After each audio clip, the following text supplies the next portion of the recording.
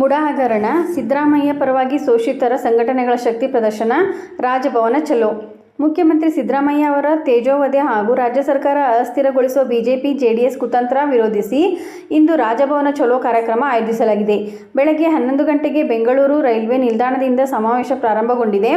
ಮುಡಾ ಹಗರಣದಲ್ಲಿ ರಾಜ್ಯಪಾಲರು ನಿಯಮಗಳನ್ನು ಗಾಳಿಗೆ ತೂರಿ ಪ್ರಾಸಿಕ್ಯೂಷನ್ಗೆ ಅನುಮತಿ ನೀಡಿದ್ದಾರೆ ಎಂದು ಆರೋಪಿಸಿ ರಾಜಭವನ ಚಲೋ ಹಮ್ಮಿಕೊಳ್ಳಲಾಗಿದೆ.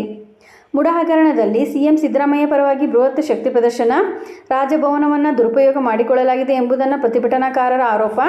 ರಾಜಭವನ ಚಲೋ ಹಿನ್ನೆಲೆಯಲ್ಲಿ ಸಂಚಾರ ಮಾರ್ಗಗಳಲ್ಲಿ ಬದಲಾವಣೆ.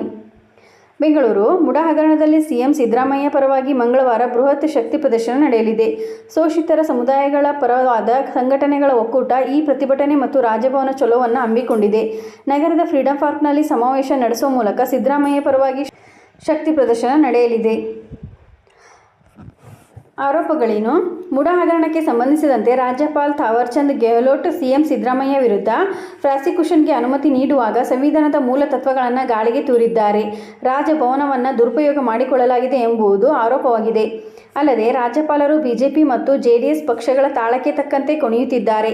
ಅಲ್ಲದೆ ಪಕ್ಷಪಾತಿ ಧೋರಣೆಯನ್ನು ಅನುಸರಿಸುತ್ತಿದ್ದಾರೆ. ಜನರಿಂದ ಆಯ್ಕೆಯಾದ ಮುಖ್ಯಮಂತ್ರಿ ವಿರುದ್ಧ ಪಡೆಯುತ್ತಿರುವ ಪಿತೂರಿಯ ಭಾಗವಾಗಿ ನಡೆದುಕೊಳ್ಳುತ್ತಿದ್ದಾರೆ ಎಂದು ಸಂಘಟನೆ ಆರೋಪ ಮಾಡಿದೆ. ಇದನ್ನು ವಿರೋಧಿಸಿ ಮಂಗಳವಾರ ಬೃಹತ್ ಜಾಥಾ ಮತ್ತು ಸಮಾವೇಶವನ್ನು ಹಮ್ಮಿಕೊಳ್ಳಲಾಗಿದೆ. ಬಳಿಕ ರಾಜಭವನಕ್ಕೆ ಮುತ್ತಿಗೆ ಹಾಕಲು ಮುಂದಾಗಲಿದ್ದಾರೆ. ಬಿಗಿ ಪೊಲೀಸ್ ಬಂದೋಬಸ್ತ್. ಸಿದ್ದರಾಮಯ್ಯ ಪರವಾಗಿ ಬೃಹತ್ ಶಕ್ತಿ ಪ್ರದರ್ಶನ ನಡೆಯಲಿರುವ ಹಿನ್ನೆಲೆಯಲ್ಲಿ ಫ್ರೀಡಂ ಪಾರ್ಕ್, ರೈಲ್ವೆ ನಿಲ್ದಾಣ ಹಾಗೂ ರಾಜಭವನದ ಸುತ್ತಮುತ್ತ ಬಿಗಿ ಪೊಲೀಸ್ ಬಂದೋಬಸ್ತ್ ಕೈಗೊಳ್ಳಲಾಗಿದೆ. ಯಾವುದೇ ಅಹಿತಕರ ಘಟನೆಗಳು ನಡೆಯದಂತೆ ಎಚ್ಚರಿಕೆ ವಹಿಸಲಾಗಿದೆ. ಸಂಚಾರ ಮಾರ್ಗ ಬದಲಾವಣೆ.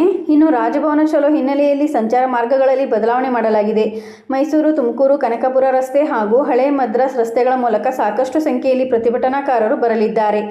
ಹೀಗಾಗಿ 9 ರಿಂದ ಸಂಜೆ 4ರವರೆಗೆ ಪರ್ಯಾಯ ರಸ್ತೆ ಬಳಕೆ ಮಾಡಲು ಸೂಚಿಸಲಾಗಿದೆ.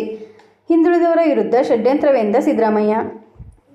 ಮುಡಾ ವಿಚಾರದಲ್ಲಿ ನನ್ನ ವಿರುದ್ಧ ಷಡ್ಯಂತ್ರ ರೂಪಿಸಿ ನನ್ನನ್ನು ರಾಜಕೀಯವಾಗಿ ಮುಗಿಸಲು ಹೊರಟಿರುವ ಎದುರಾಳಿಗಳ ಕಾರಸ್ಥಾನವನ್ನು ಅರ್ಥ ಮಾಡಿಕೊಂಡು ನೈತಿಕ ಬೆಂಬಲ ಘೋಷಿಸಿರುವ ಎಲ್ಲ ಮಠಾಧೀಶರಿಗೆ ಧನ್ಯವಾದಗಳು ಎಂದು ಸಿಎಂ ಸಿದ್ದರಾಮಯ್ಯ ಹೇಳಿದ್ದಾರೆ.